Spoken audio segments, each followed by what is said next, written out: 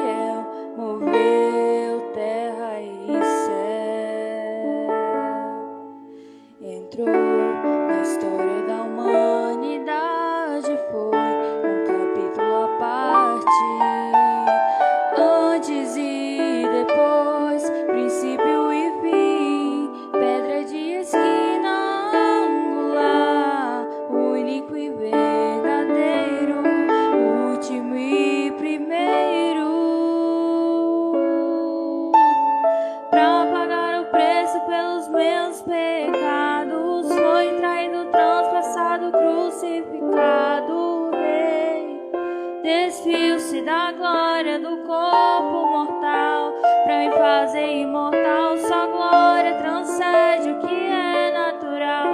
Seus olhos têm fogo, consomem o mal. Em sua coxa está escrito que ele é Rei dos Reis e Senhor dos Senhores. Adorai o Cordeiro de Deus, exaltai o Cordeiro de Deus, digno de abrir o livro e desatar os selos. Só Ele é, Espírito Santo, faz arder em mim a presença de Jesus, raiz de Davi, santo e tremendo, justo e fiel.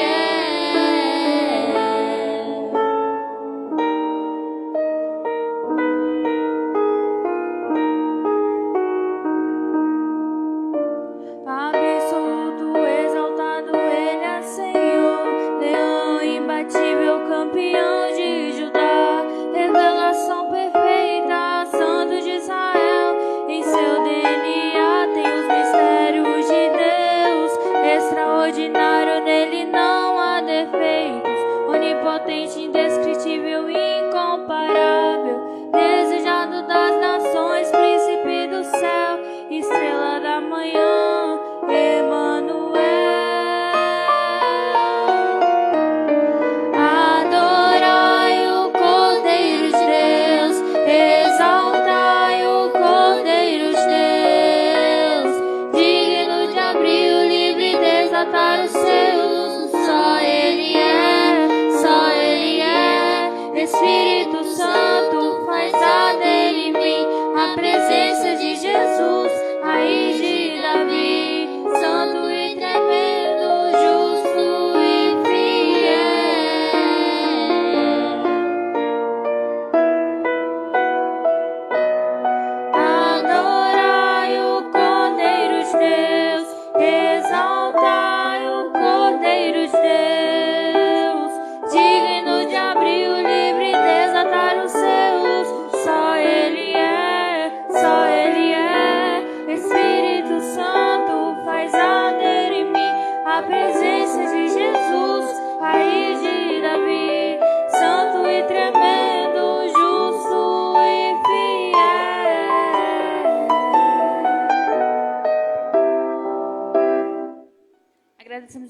verdade.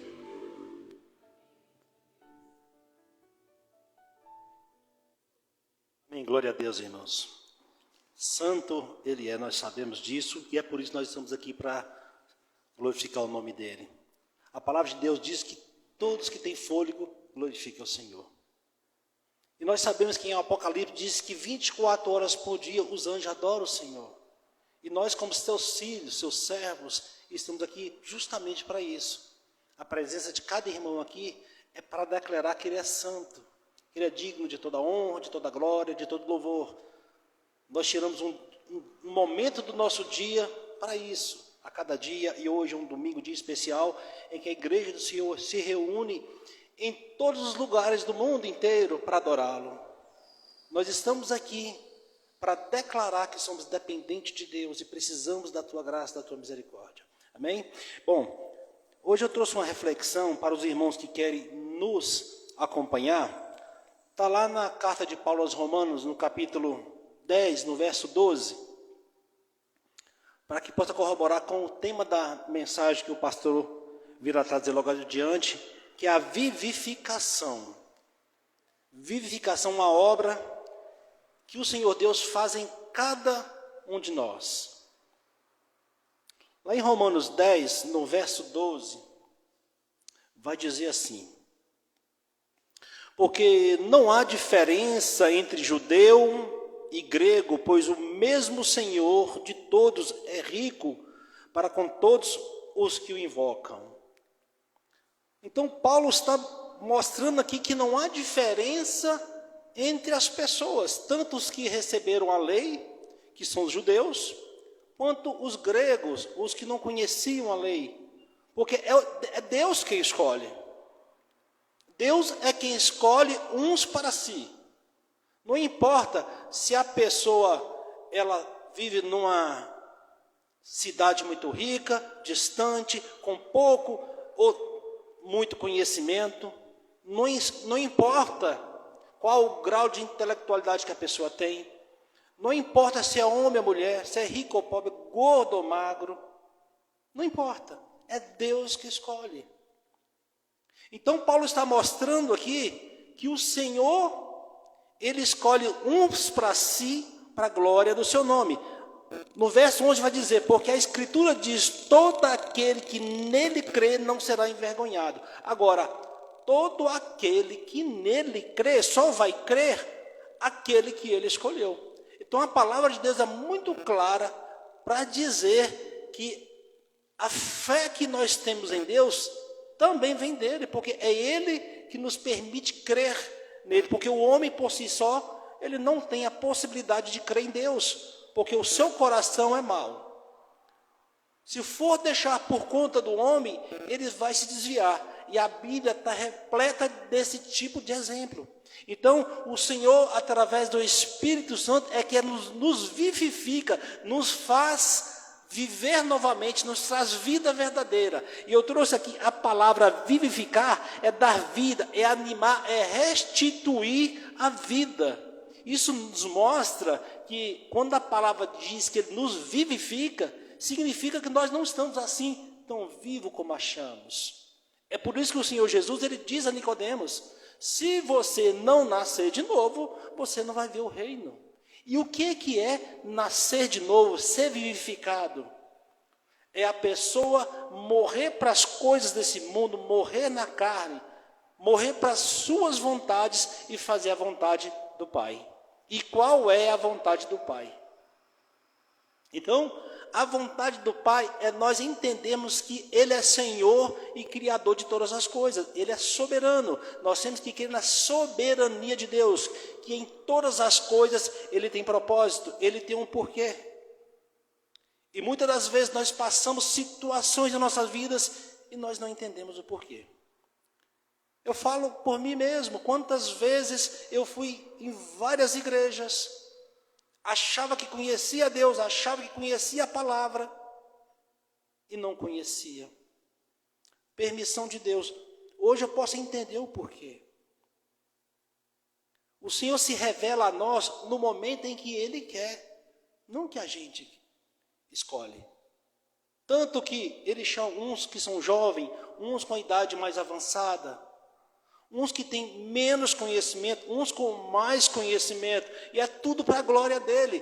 Cada um que o Senhor chama tem um testemunho para a glória de Deus. Então, uns ele chama pela dor, outro pelo amor, uns recebeu uma cura, uma libertação, outros a palavra lhe abriu em coração o entendimento. Então nós não podemos julgar uns pela maneira pelo qual foi chamado. Paulo, um dos maiores apóstolos, já sabido por nós, que escreveu grande parte do Evangelho, ele foi chamado de uma maneira extraordinária. Paulo, um homem versado na lei, um homem inteligentíssimo, estudado, respeitado. Ele achava que andava da maneira correta, servindo ao Deus verdadeiro. E Deus lhe mostrou que não era bem assim. Porque ele era esforçado para aprender as coisas de Deus. Mas Deus mostrou que não é pela força, é Ele que revela. Tanto que quando Paulo ia pregar nas igrejas que ele ia abrindo, ele falava que ele não ia com sua inteligência, com a sua sabedoria, porque ele sabia que a sabedoria dele não converteria ninguém, não convenceria ninguém. Ele fala assim: eu vou com a sabedoria lá do alto. E essa sabedoria é a palavra de Deus, é ela que entra na minha e na sua mente, e vira a chave, e dá um despertar, e traz um novo nascimento, e aquilo que para a gente não era verdadeiro, passa a ser verdadeiro, e aquele que a gente acreditava que era verdadeiro, deixa de ser. Como por exemplo lá em Êxodo 20, quando fala que não fazeis imagem, não adorais esculturas. Quantos de nós adorávamos? Quantos de nós andávamos dessa forma? E achava que era correto. Mas aquele que o Senhor escolheu, Ele vivifica. Ele faz morada em nós através do Teu Santo Espírito, que nos traz a revelação e convence o nosso espírito da verdade, da justiça e do juízo. Ele nos traz vida. E a partir dessa vida, nós passamos a ter um novo propósito, a andar de uma nova maneira.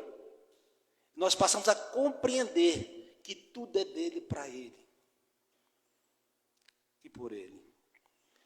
Lá em Gálatas 5, 25, vai dizer que se nós vivemos pelo Espírito, se nós realmente somos de Deus, nós temos que viver dessa forma, viver pelo Espírito. E o que é viver pelo Espírito? Não fazendo mais a nossa vontade, que ainda estamos na carne. Então, aquelas manias, aquele costume, aquele ensinamento que hoje nós sabemos que é errado, nós temos que ter força em Deus para largar a mão dele. Porque nós nascemos de novo, nós somos vivificados. O Senhor nos trouxe a vida. Paulo vai dizer que todos estão mortos, lá em Romanos.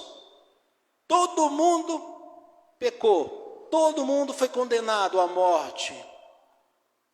Mas, por Jesus, nós fomos sarados. A inimizade que existia entre nós e Deus foi desfeita. Nós nos tornamos novamente amigos de Deus em Cristo Jesus. E por isso, hoje nós podemos alcançá-lo, conversar com Ele, ouvir a sua voz, adorá-lo. E esse mesmo Espírito, Ele habita dentro de cada um de nós. E da sua maneira, Ele fala com cada um individualmente. Por exemplo, esta palavra de hoje, sobre vivificação, uma obra de Deus em nós, ela fala no coração de cada um de uma forma. Porque a palavra ela é viva. Ela alcança aquilo que o Senhor quer despertar em cada indivíduo. Tudo para a glória dele. Amém, meus irmãos? Eu trouxe essa pequena reflexão para que a gente possa introduzir na mensagem que o pastor vai trazer sobre a vivificação. O novo nascimento, estarmos em Cristo. Essa é uma obra que só Deus faz. E não há nada que eu ou você, que homem nenhum possa fazer para alcançar a Deus. É Ele que nos alcançou, Ele que nos escolheu. E Ele diz que o que Ele escolhe, Ele capacita para a glória de Deus. Amém? Nós temos hoje a ceia do Senhor, o culto é um pouquinho mais longo, não vou me delongar. Eu quero convidar os irmãos do louvor para estar adorando o Senhor. E em seguida o irmão Franco, se puder, está orando pelo leitor dessa noite, em nome de Jesus.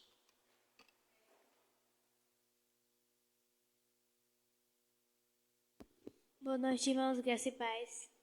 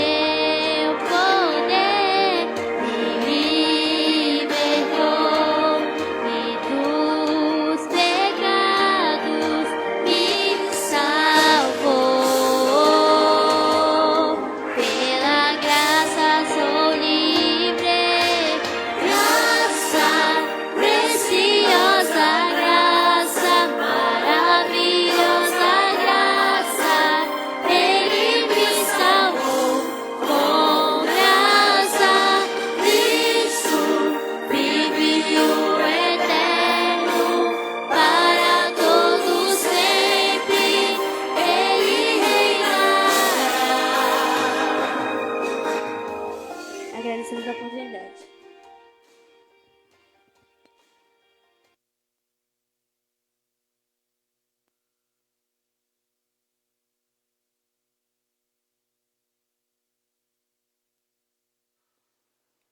Graças e paz, irmãos.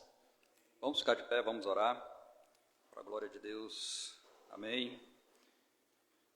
Amém. Senhor nosso Deus, nosso Pai, Tu és maravilhoso, nós Te adoramos, bendizemos o Teu santo nome. Te agradecemos, ó Deus, por este momento. Te agradecemos, ó Deus, pela Tua palavra que vai ser pregada neste momento. Te agradecemos, ó Deus, porque através dela nós aprendemos os Teus estatutos, os Teus caminhos, e nós queremos, ó Deus, ser ensinados. Por isso, meu Pai, fala conosco nesta noite, tira de nós tudo aquilo que possa atrapalhar, desviar nossa atenção, que o Senhor possa, Deus, nos ensinar. Capacita, Pai, a vida do pastor Marconel, que vai trazer a Tua palavra, que ele seja instrumento nas Tuas mãos, que o Senhor possa capacitá-lo cada dia mais, trazendo, ó Deus, as Tuas verdades, e que ele continue sendo fiel a Ti e buscando cada dia mais as Tuas verdades. Em nome de Jesus, nós oramos e Te agradecemos. Amém.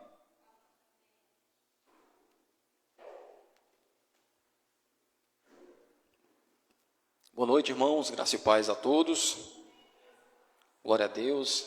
Estamos mais uma vez aqui para glorificar ao nosso Senhor e Salvador Jesus Cristo.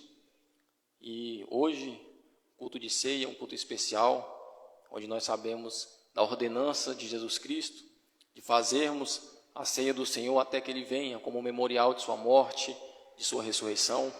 E hoje nós estamos aqui justamente para falar sobre um tema que vai casar um pouco com o que esse culto está se representando. A gente sabe que a morte de Cristo e a ressurreição de Cristo são fundamentos da nossa fé. E a gente vai ver que o tema dessa noite sobre vivificação nada mais é do que uma ressurreição da nossa vida que estava em pecado para uma vida espiritual, para uma vida em Jesus Cristo. Então gostaria que os irmãos acompanhassem comigo lá em Efésios capítulo 2. Nós vamos dar continuidade às pregações que nós estamos trazendo aqui de forma expositiva. E no último estudo, no último culto que tivemos sobre Efésios, nós lemos ali o finalzinho do capítulo 1.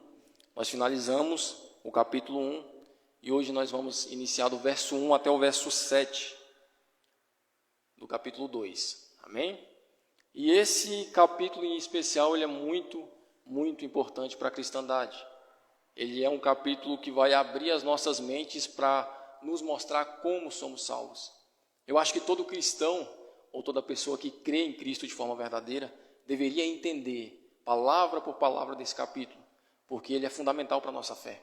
Muitas pessoas vivem no erro simplesmente porque não entendem esse capítulo, ou simplesmente porque nunca leram, ou porque nunca quiseram de alguma forma aprender como nós somos salvos de forma verdadeira. E esse capítulo 2, juntamente com o livro de Romanos, ele vai trazer a base da nossa salvação, uma das bases da nossa salvação, que foi tão reivindicada na Reforma, que é a sola gratia, somente a graça, somente Cristo, somente fé, somente a Escritura. E nós vamos ver que esse capítulo vai falar sobre a graça de Jesus, a graça de Deus, a graça do Espírito Santo em nos salvar.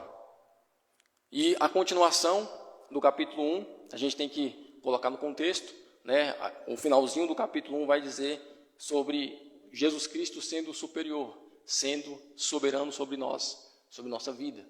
A gente tem que lembrar que o capítulo 1 vai falar sobre o plano da salvação em 3 esferas. A esfera de Deus Pai, a gente viu sobre isso, Ele na eternidade, elegendo pessoas para a salvação, Ele predestinando pessoas para a adoção, Ele salvando pessoas. A gente viu Cristo morrendo, depois Cristo dentro do tempo, morrendo na cruz. A gente viu isso no capítulo 1. Ele morre na cruz e o seu sangue nos salva, o seu sangue nos purifica. Ele sela a morte dele para nos salvar. E a gente viu no finalzinho o Espírito Santo atuando como aquele que sela, aquele que dá o penhor, aquele que nos garante de forma verdadeira a salvação. Então nós vimos que Deus em sua trindade, o Pai, o Filho e o Espírito Santo, Ele está na obra da salvação, isso no capítulo 1. E no finalzinho do capítulo 1 a gente leu no último verso, do verso 22 ao 23, os irmãos para acompanharem, para a gente não sair do contexto, vai falar sobre Cristo, A gente falou sobre isso. No verso 22 vai dizer, e Ele colocou todas as coisas sob os seus pés. Deus colocou todas as coisas sob os pés de Cristo e o fez ser cabeça da igreja, sobre todas as coisas, que é o seu corpo, a plenitude daquele que cumpre tudo e em todos. Isso o Deus Pai, fazendo em relação a Cristo. Agora no capítulo 2, vai nos mostrar, o apóstolo Paulo quis mostrar para aquela igreja, e quer nos mostrar a atual situação do ser humano. Como é o ser humano em relação ao pecado, como é o ser humano em relação à salvação. A gente vai ver desses versos do 1 ao verso 7, 2 divisões. A gente vai ver do verso 1 ao verso 3, ele mostrando o ser humano preso nas garras do pecado, ele mostrando o ser humano como é o ser humano de forma verdadeira, como nós devíamos enxergar, e não como é pregado hoje, um ser bom, um ser que consegue sair da maldade, um ser que consegue ir para a luz, um ser que sozinho, por força própria, consegue ir a Cristo. E não é dessa forma. A gente vai ver, o apóstolo Paulo vai deixar claro que nós estamos ou estávamos afundados em lama, que não tinha como nós nos salvarmos se não fosse a graciosa, a misericórdia e o amor de Deus sobre nós. E do verso 4 ao verso 7 vai mostrar agora a atuação de Deus. E no verso 4 ele vai começar, mais Deus, essa a gente vai analisar, apesar de acontecer tudo isso, Deus, ele faz dessa forma. E a gente vai analisar aqui verso por verso e vai conseguir compreender. E no próximo estudo, que é um dos estudos mais importantes, a gente vai falar sobre como nós somos salvos através da graça e como essa salvação ela é exclusiva, né? E ela é pertencente somente ao nosso Senhor e Salvador, para que nenhuma glória haja no homem. Isso fica claro no próprio texto. Então vamos ler comigo, eu vou ler numa versão mais tradicional, vou ler na versão da King James, mas os irmãos vão conseguir acompanhar uma versão um pouco mais complicada, umas palavrinhas mais difíceis, mas os irmãos vão conseguir entender e acompanhar com outras versões também. Então no verso 1 do capítulo 2, em Efésios, diz assim: E vos vivificou, estando mortos em transgressões e pecados, nos quais no passado caminhastes conforme o curso deste mundo, conforme o príncipe das potestades do ar, do espírito que agora opera nos filhos da desobediência, entre os quais também todos nós vivíamos em tempos passados, nos desejos da nossa carne, fazendo a vontade da carne e da mente, e éramos por natureza filhos da ira, como os outros também. Mas Deus, que é rico em misericórdia pelo seu grande amor, com o que nos amou, estando nós ainda mortos em nossos pecados, Ele nos vivificou juntamente com Cristo. Pela graça sois salvos. E nos ressuscitou juntamente com Ele, e nos fez assentar nos lugares celestiais em Cristo Jesus, para mostrar nas épocas vindouras as abundantes riquezas da sua graça, pela sua benignidade para conosco, através de Jesus Cristo. Amém? Então vamos ler até o verso 7. E de início a gente já consegue perceber, no primeiro verso, uma palavra que nos chama a atenção, né? E vos vivificou. Paulo está escrevendo a uma igreja e está escrevendo, dizendo que Cristo, né, Deus em Cristo, vivificou aquele povo. E a palavra vivificou nada mais é do que ressuscitar. Se a gente for para o original, ressurgir, ressuscitar de onde não há mais vida. É exatamente o que Cristo fez na tumba, onde ele saiu, onde ele ressuscitou. Cristo fez em corpo. Ele saiu ao terceiro dia da tumba em corpo, um corpo glorificado. Isso acontece conosco de forma espiritual hoje e vai acontecer na sua segunda vinda. O interessante é quando ele diz, e vos vivificou, estando mortos em transgressões e pecados. O que isso quer dizer? Isso quer dizer que nós, estando mortos nos nossos pecados, afundados nos nossos desejos, não querendo ir a Deus, porque todo ser humano ele tem no seu coração uma vontade de não ir a Deus, porque está contaminado com o pecado. Se você é uma pessoa que tem vontade de ir a Deus, é porque o Espírito Santo já está trabalhando no seu coração.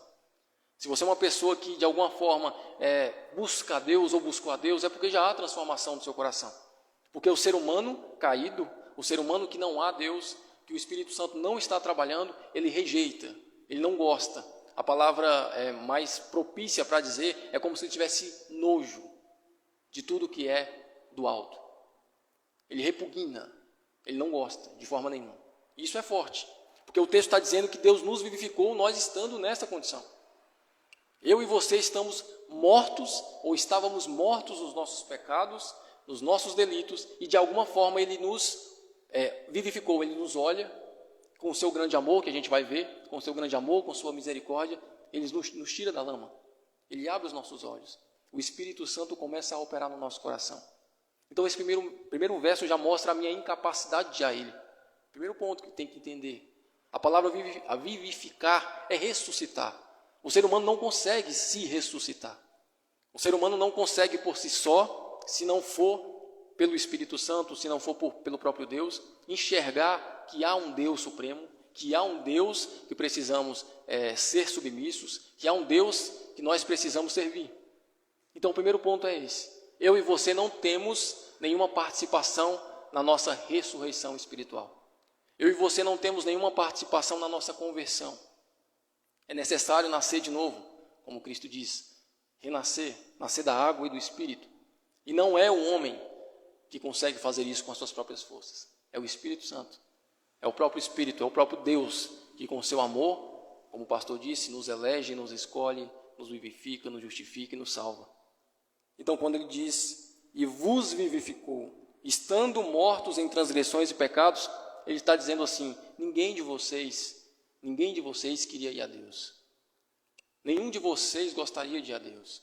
Todos estavam atolados. Todos viviam assim.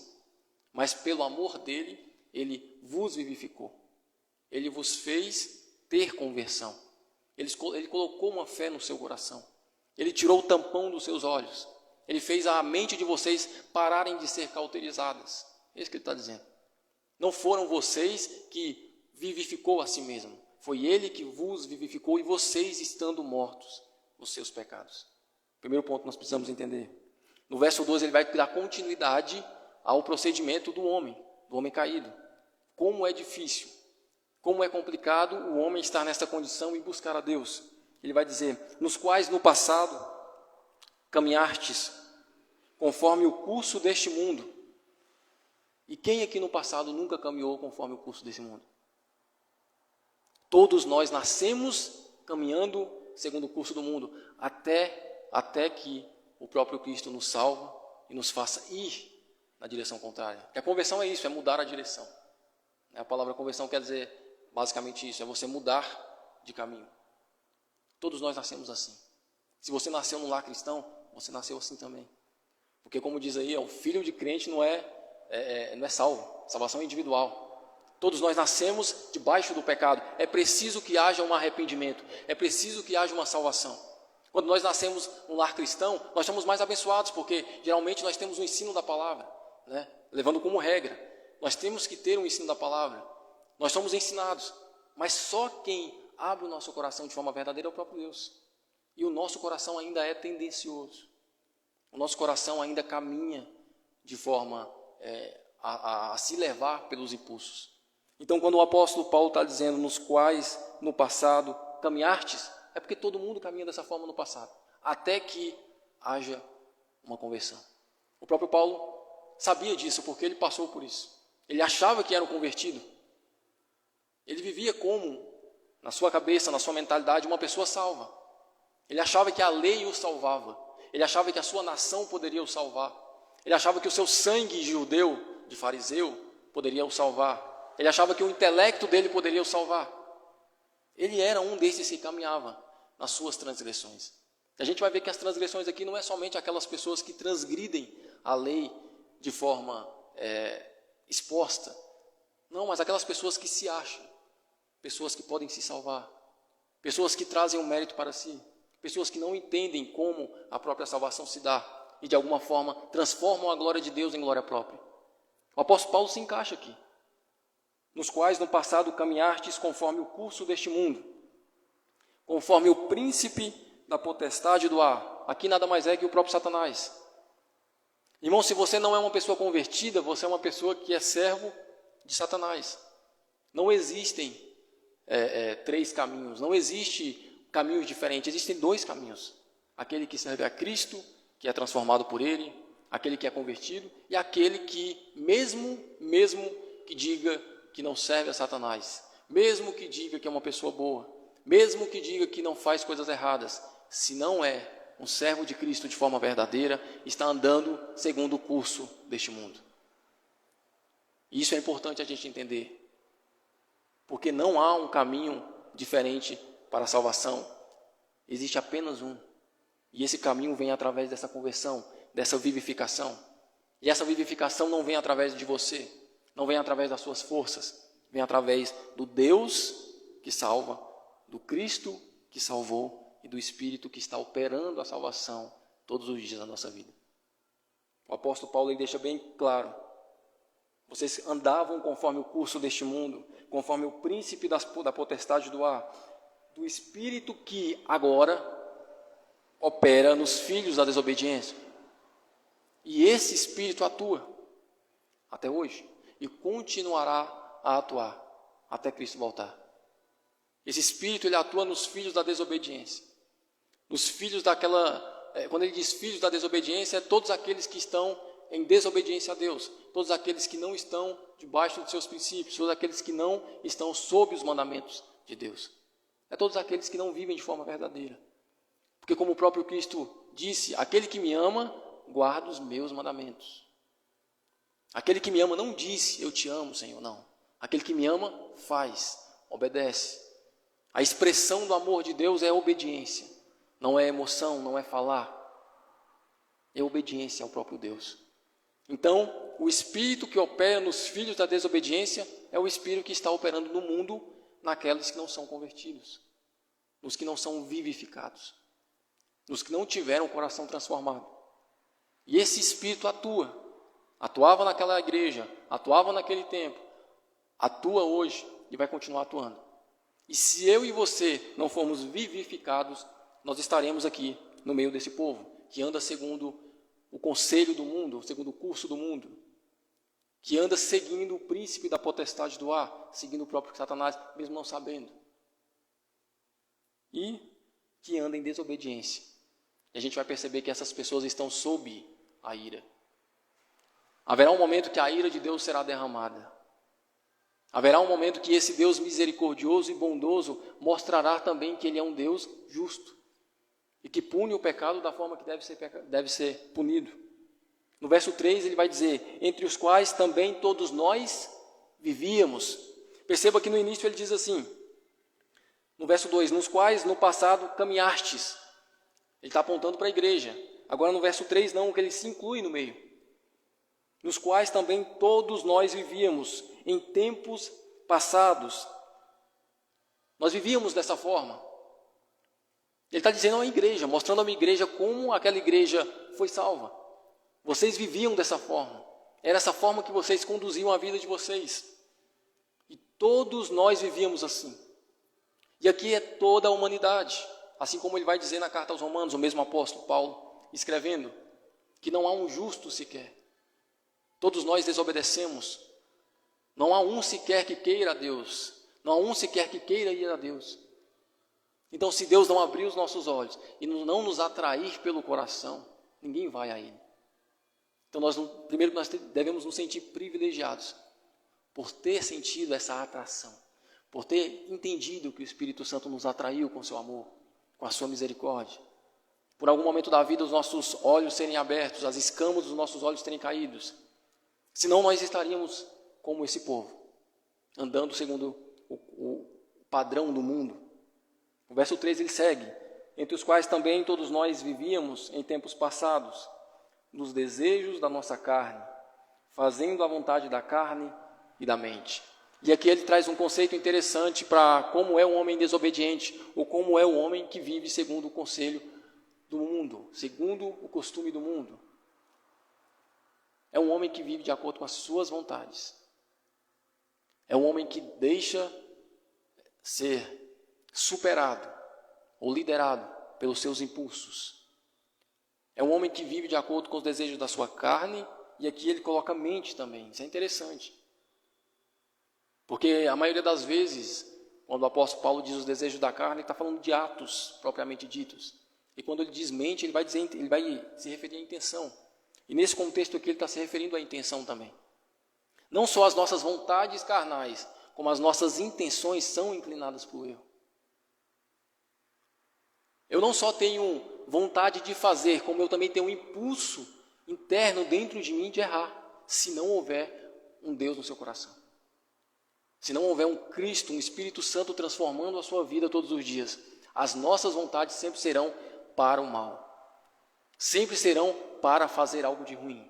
Se não houver um Espírito Santo dentro do nosso coração, nos capacitando para vencer esse mal, para vencer essa carne, para ser transformado, renovado a nossa mente.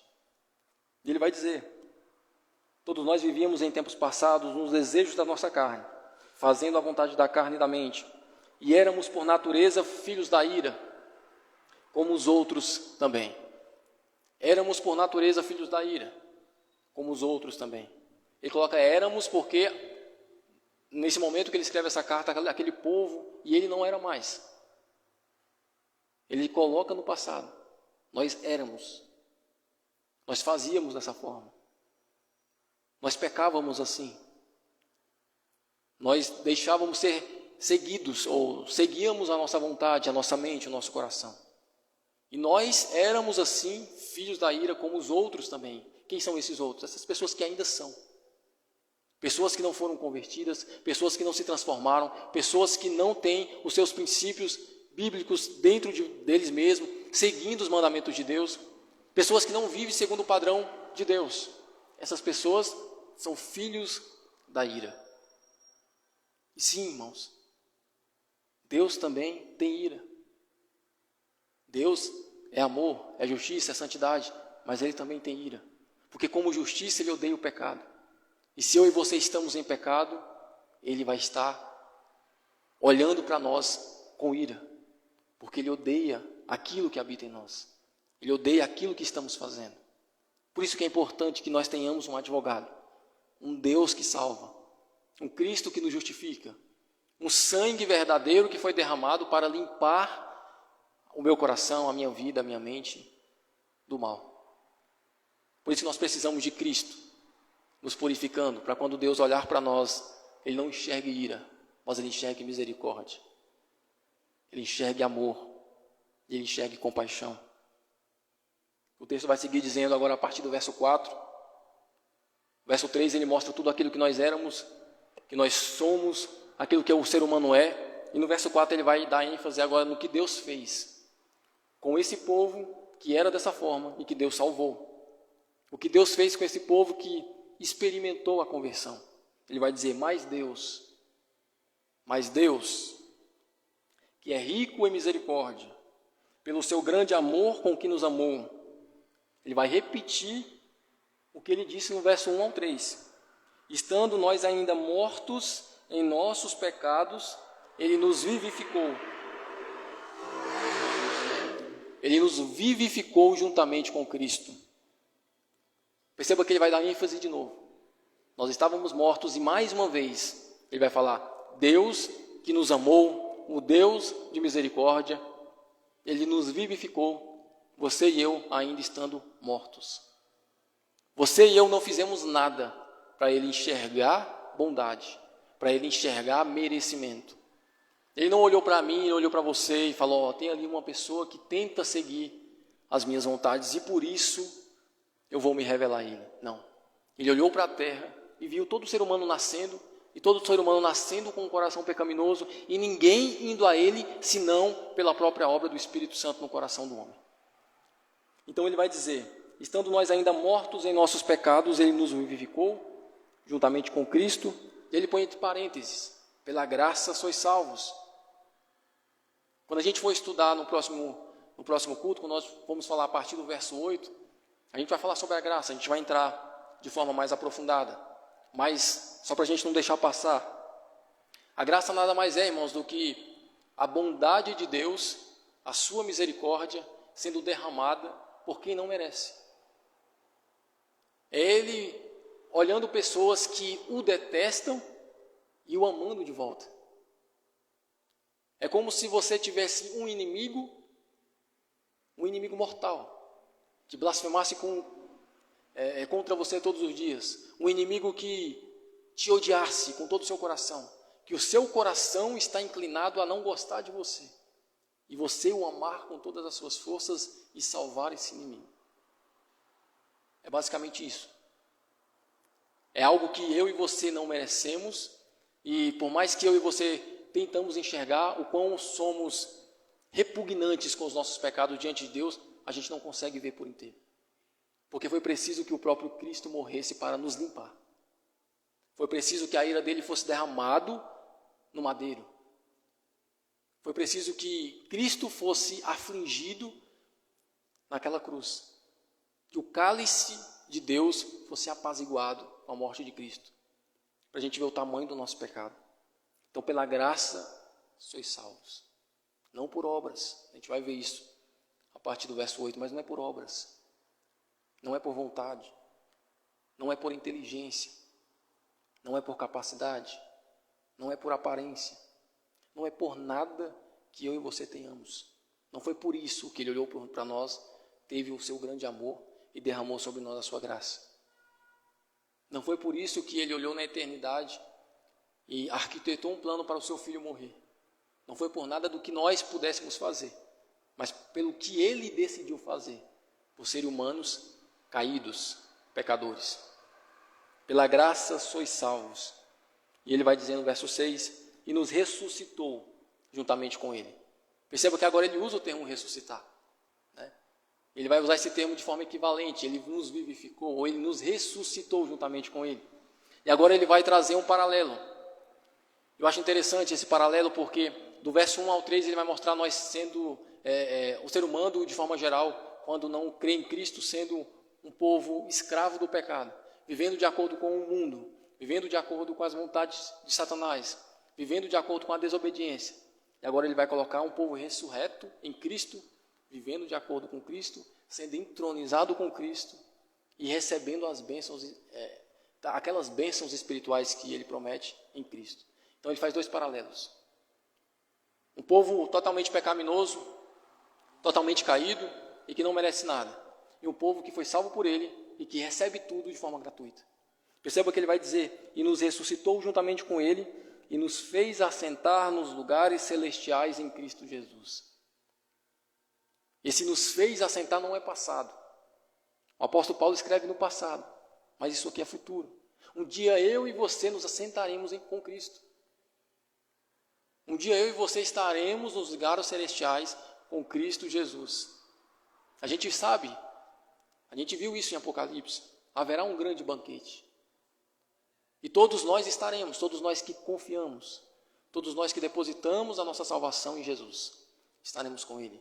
Ele nos fez assentar nos lugares celestiais em Cristo Jesus, para mostrar nas épocas vindouras, nas épocas futuras, as abundantes riquezas da sua graça, pela sua benignidade para conosco, através de Cristo Jesus.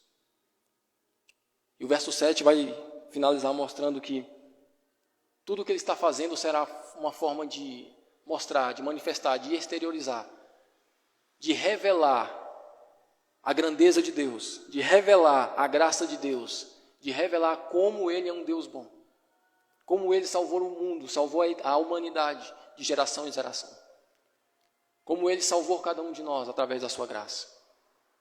Esse texto, do verso 1 ao 7, aqui, ele vai trazer 3 importantes lições para nós. E a gente não vai se adentrar muito, porque a continuação dele, a partir do verso 8, é a fundamentação própria desse capítulo. Então, a partir do verso 8 é que o apóstolo Paulo vai fundamentar a salvação na graça. Mas ele inicia esse capítulo mostrando como nós somos seres humanos sujos. Como qualquer tipo de ensino trazendo uma bondade para o ser humano é mentira. Como qualquer tipo de ensino trazendo glória para o ser humano, alguma forma de bondade, de forma intrínseca, ou no seu coração, ou nas suas ações, é um ensino mentiroso. A Bíblia ensina que nós somos pecadores desde a nossa concepção. A Bíblia ensina que nós já nascemos com o nosso coração tendencioso ao mal. E as nossas vontades é sempre fazer o mal. Os nossos impulsos é fazer o mal. Até que um dia o Espírito Santo age na nossa vida. Até que um dia ele nos faz entender que por mais que eu imagine ou que eu ache que qualquer ato meu seja bom, na verdade não era. Porque não estava ligado à essência correta. Não estava fundamentado em quem deveria estar. Então qualquer obra que eu faça, irmão, qualquer tipo de obra, qualquer tipo de atitude, qualquer tipo de ação que eu faça, que na minha concepção ou na concepção do mundo seja algo bom, se não estiver atrelado a quem de fato merece a glória, que é o próprio Cristo, ou Deus, não está correto. A gente vê muitas coisas na TV, a gente vê muitas ações sociais, a gente vê muitas pessoas fazendo o bem, mas a obra em si ela não salva. Deus está olhando para a essência, Deus está olhando para a intenção. Será que aquilo que está sendo feito está conectado com a essência correta? Será que aquilo que está sendo feito é para a vanglória? Será que está trazendo glória a alguma instituição? Está trazendo glória para algum ser humano? Será que você está fazendo esse tipo de ação para se sentir melhor? Para sentir que está fazendo algo em relação a Deus? Porque muitas vezes a gente faz algumas obras achando que está agradando a Deus. Eu vou fazer porque Deus quer, eu vou fazer porque dessa forma é o correto. Mas Deus olha para a intenção, para quem você está dando a glória. Onde está fundamentado a essência desse ato? Em Cristo? Porque se for em Cristo, está perfeito. Mas se for para si, se for para o seu intelecto, se for para a sua essência, se for para a sua família, se for para a sua igreja, deixou de ser para Cristo. A glória se tornou em ídolo, ou um ídolo próprio criado por você, ou um ídolo criado pelo outro, pelo próximo, mas de alguma forma deixou de ter a essência de Cristo. O texto vai mostrar que essa salvação, ela é meritória em Cristo. O texto vai mostrar que essa salvação, a graça é de Deus. O texto vai mostrar que a vivificação é obra dele. É Jesus que faz a gente nos tornar vivificados. É Ele que tem esse poder. Foi Ele que ressuscitou Lázaro e foi Ele que se ressuscitou. É Ele que tem esse poder de nos vivificar, de nos trazer à luz, de tirar qualquer ser humano das trevas. Esse é o primeiro ponto. O primeiro ponto é esse. Todos nós estávamos mortos nos nossos pecados e delitos e transgressões. Estávamos, porque se você tem Cristo, Cristo já te libertou. Se você crê em Jesus Cristo como seu Salvador, se você tem essa confiança plena, você já não está mais. Você passou desse verso 3 e agora está no verso 4 em diante. Você é um daqueles que Ele olhou e salvou. Uma das pessoas que Ele abriu o discernimento. Ele abriu a mentalidade. Então esse é o primeiro ponto. O segundo ponto é que, além de nós sermos pessoas pecaminosas e os nossos atos, as nossas vontades, se não estiverem sendo purificadas, capacitadas pelo próprio Espírito Santo, além disso tudo, nós precisamos entender que a salvação vem exclusivamente de Deus. E nós temos pegado nessa tecla. Nós temos sempre dito isso em todas as pregações. Porque a Bíblia mostra isso. A Bíblia em momento algum vai trazer a glória para o homem. Irmão. Em algumas passagens do Velho Testamento ele traz honra, é diferente. Honra é diferente. Mas glória não. A responsabilidade de salvação, a responsabilidade de tirar o ser humano da lama é de Deus. É Ele que nos faz isso. É nos dado a responsabilidade de santificação. De continuar andando através do Espírito Santo. Então esse é o segundo ponto. Entender a palavra vivificação como algo exclusivo dele. Você não consegue se vivificar. Não tem como um morto acordar. E nós estávamos mortos. Não tem como um morto levantar da tumba. Se não houver uma voz do próprio Deus nos tirando de lá. Esse é o segundo ponto. E o terceiro ponto é que, apesar de o apóstolo Paulo nos mostrar aquilo que nós éramos no passado, ele nos mostra aquilo que nós seremos no futuro. Ele traz esse paralelo. Então, quando a gente olha para o nosso pecado, quando a gente olha para o ser humano caído, quando a gente olha para o nosso passado, a nossa tendência é ficar triste. Porque eu tenho certeza que todos nós éramos assim. Porém, não somos mais. E além de não ser mais, há um futuro nos esperando. Há um trono de Deus nos aguardando. Há a finalização completa da obra através da glorificação, através da vinda dele. E apesar de tudo que nós passamos, apesar de não merecermos, nós estaremos juntamente com ele. É o que ele diz no verso 6. Nos ressuscitou juntamente com ele e nos fez assentar nos lugares celestiais em Cristo. Então essa é a boa notícia. O passado é passado, como ele diz aqui. Nós caminhávamos, nós éramos filhos da ira, nós andávamos dessa forma. E ele põe no passado porque realmente o cristão tem que ser passado.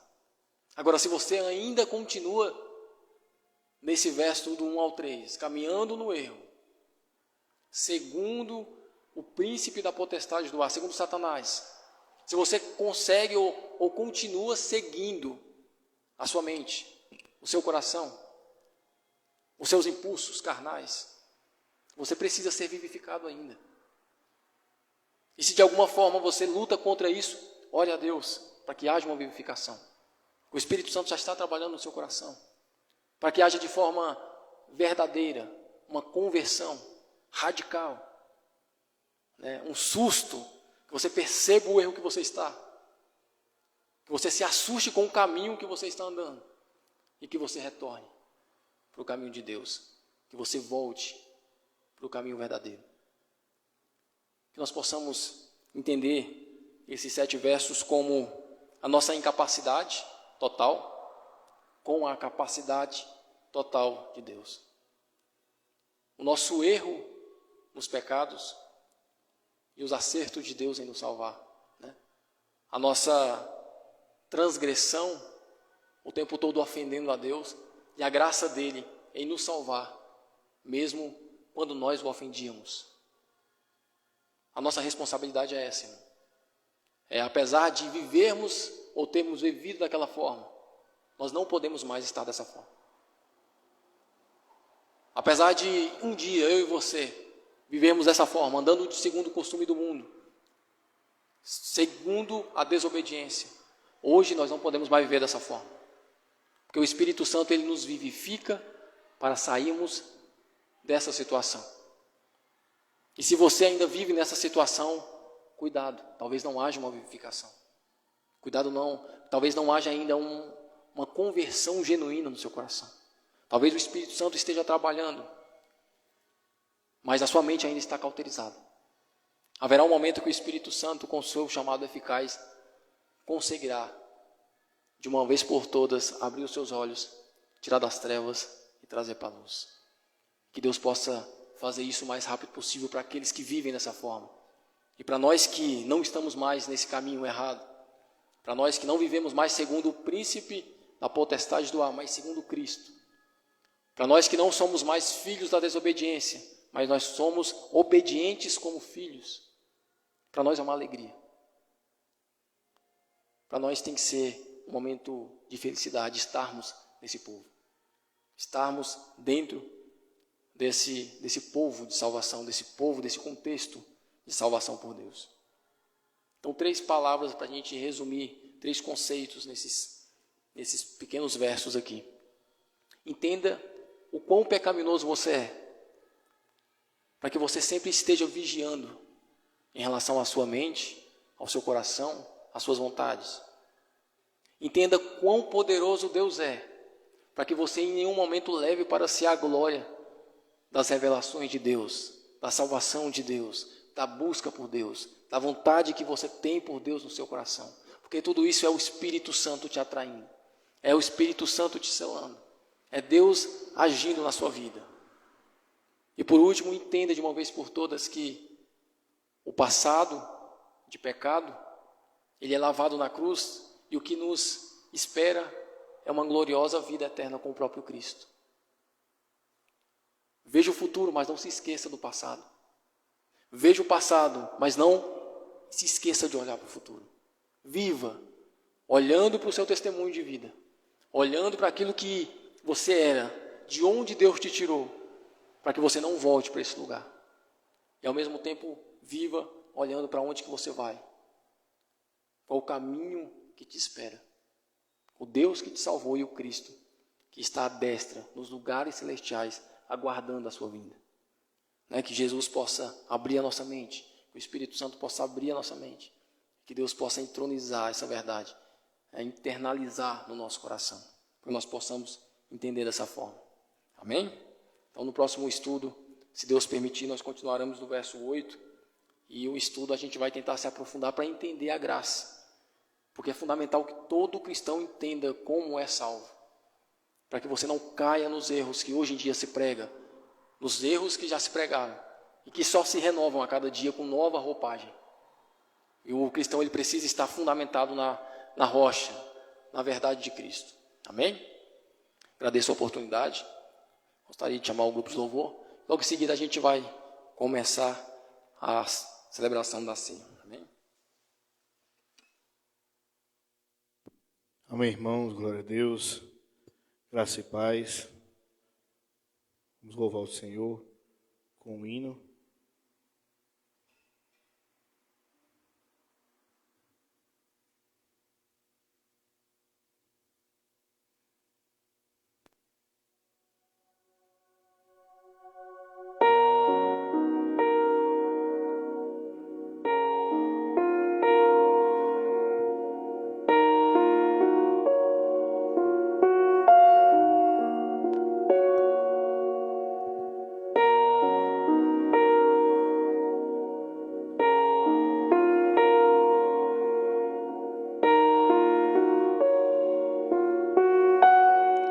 Porque dele, por ele, para ele são todas as coisas. Porque dele, por ele, para ele são todas as coisas. Porque dele, por ele, para ele são todas as coisas.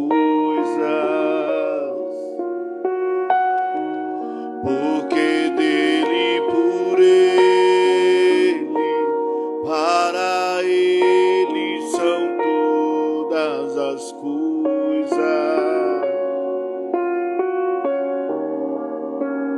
A ele a glória,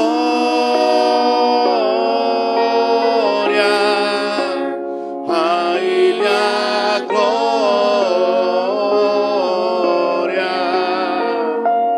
a ele a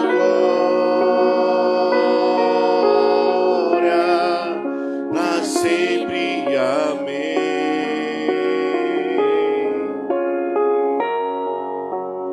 A ele a glória,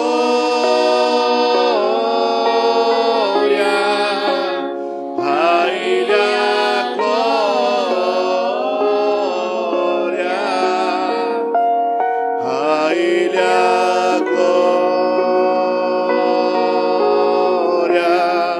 pra sempre, amém. Quão profundas riquezas o saber e o conhecer de Deus.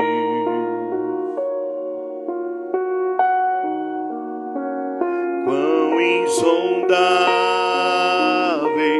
seu juízo e os seus caminhos. Quão profundas riquezas o saber e o conhecer de Deus.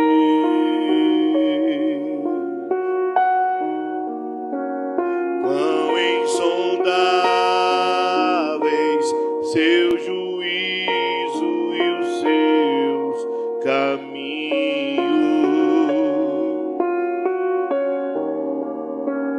A ele a glória,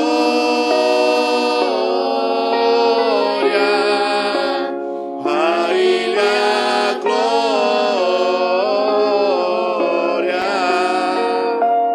a ele a glória, pra sempre, amém.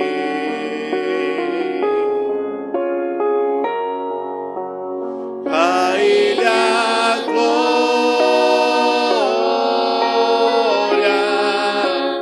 a ele a glória, a ele a glória, pra sempre, amém.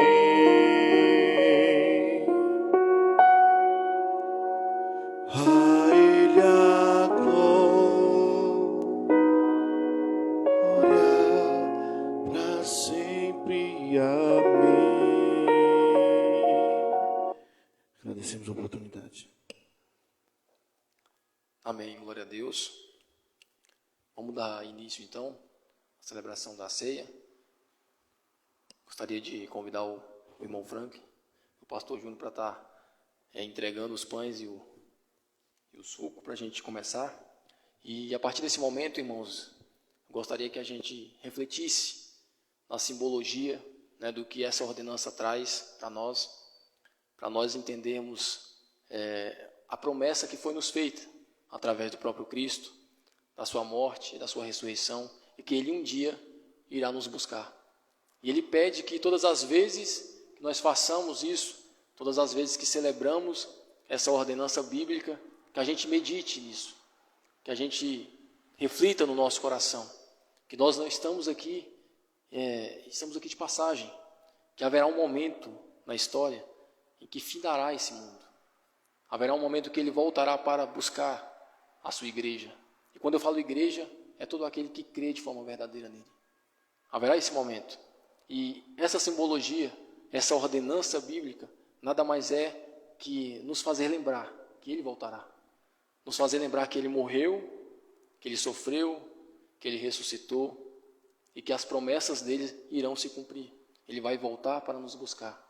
Então, quando nós comermos, quando nós bebermos, que a gente reflita se nós estamos preparados para essa volta, se estamos vivendo de acordo como filhos, se estamos realmente alinhados aos seus princípios. Porque essa simbologia sem uma reflexão, essa simbologia sem internalização do que isso é de verdade, é de fato, não vale de nada, não adianta de nada. É preciso que haja reflexão, é preciso que haja um entendimento do que isso significa e que nós possamos realmente de coração aberto, de mente aberta, né, com o espírito vivo, refletir sobre o que o pão e o que o suco, o que o vinho, ele traz para as nossas vidas, dentro do nosso contexto. Amém? Então, gostaria de convidar os irmãos a ficarem em pé. Pedir, pode passar, eu vou para os irmãos ficarem em pé. E assim que os irmãos receberem, a gente vai ler a passagem, a gente vai orar a Deus e vamos ceiar. Amém?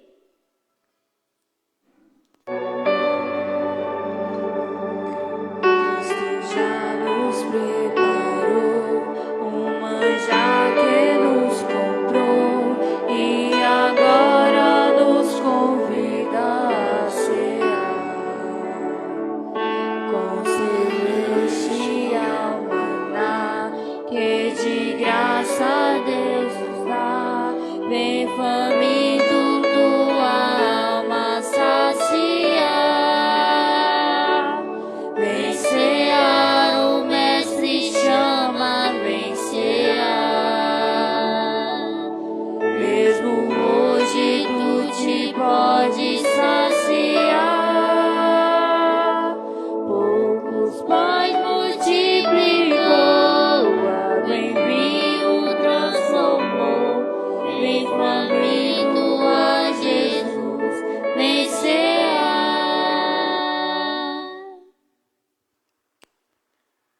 Porque eu recebi do Senhor o que também vos entreguei, que o Senhor Jesus, na mesma noite em que ele foi traído, tomou o pão e, tendo dado graças, ele o partiu e disse: tomai e comei, isto é o meu corpo que é partido por vós. Fazei isto em memória de mim. Depois, da mesma maneira, também ele tomou o cálice, depois de cear, dizendo: este cálice é o novo testamento no meu sangue. Fazei isso todas as vezes que o beberdes em memória de mim, porque todas as vezes que comerdes este pão e beberdes este cálice, proclamais a morte do Senhor até que ele venha. Senhor Deus, amado Pai, estamos aqui como servos obedientes à Tua palavra e a partir deste momento que essa ordenança bíblica, que esse alimento não seja somente físico, mas principalmente espiritual. Nos alimenta, Senhor, com aquilo que nós mais precisamos. Nos alimenta com Teu Espírito, com a Tua força, com Teu amor, com Teu entendimento. Que nós possamos entender de uma vez por todas que o Senhor voltará para nos buscar. E que essa ordenança bíblica possa nos fazer refletir de forma verdadeira. Se nós estamos andando pelos caminhos corretos. Se nós estamos realmente obedecendo aos Teus princípios. Se somos filhos de verdade. Nos ajude com Teu Espírito Santo. nos alimente de forma espiritual. É isso que nós te pedimos, em nome de Jesus. Amém.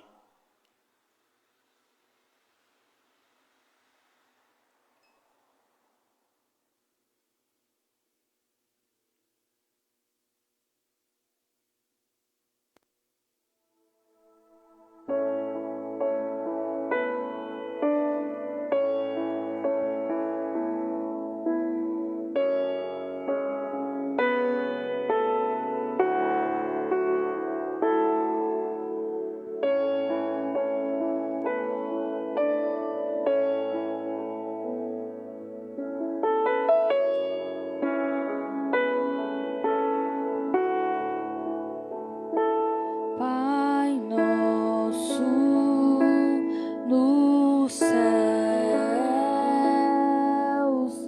santo é o teu nome, teu reino buscamos,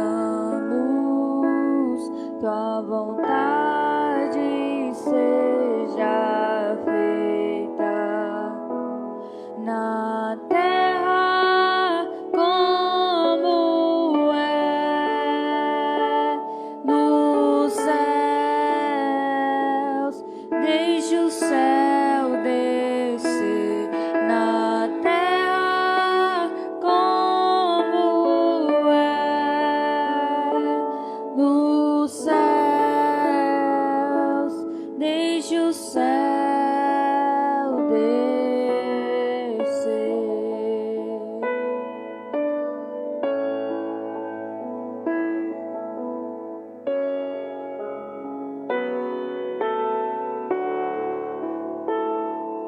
Pai nosso nos céus, santo é o teu nome, teu reino buscamos, tua vontade seja feita na terra como é nos céus.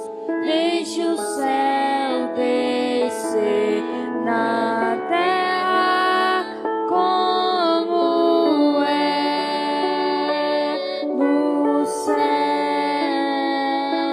Deixe o céu descer.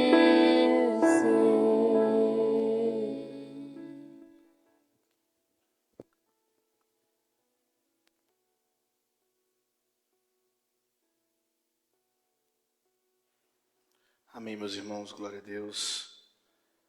Graças a Deus, né? Mais uma noite, mais um culto, mais uma ceia do Senhor. E Deus é misericordioso, maravilhoso, com a dádiva, com a graça, com a misericórdia de nos proporcionar, mais uma vez, estarmos juntos em comunhão, né? Fazendo, como o pastor Marconel trouxe, esta ordenância, né? Exercendo essa ordenança como cristão, como povo de Deus, como os filhos, né?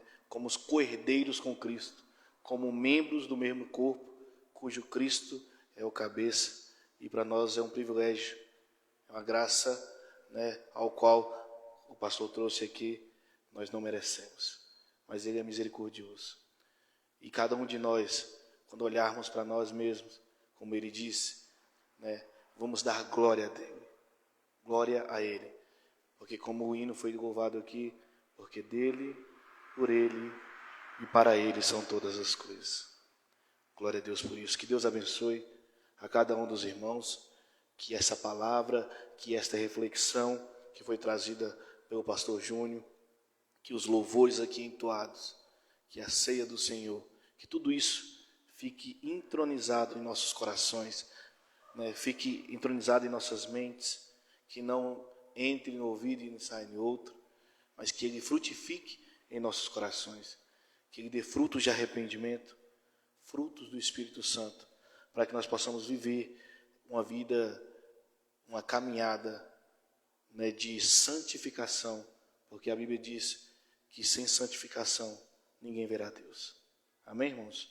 Glória a Deus. Eu quero agradecer a vida de cada um dos irmãos que estão conosco, os nossos irmãos que vieram nos prestigiar. Que Deus abençoe grandemente a vida, né, dos irmãos. Sintam-se sempre bem-vindos. É um prazer grandioso tê-lo conosco. Amém?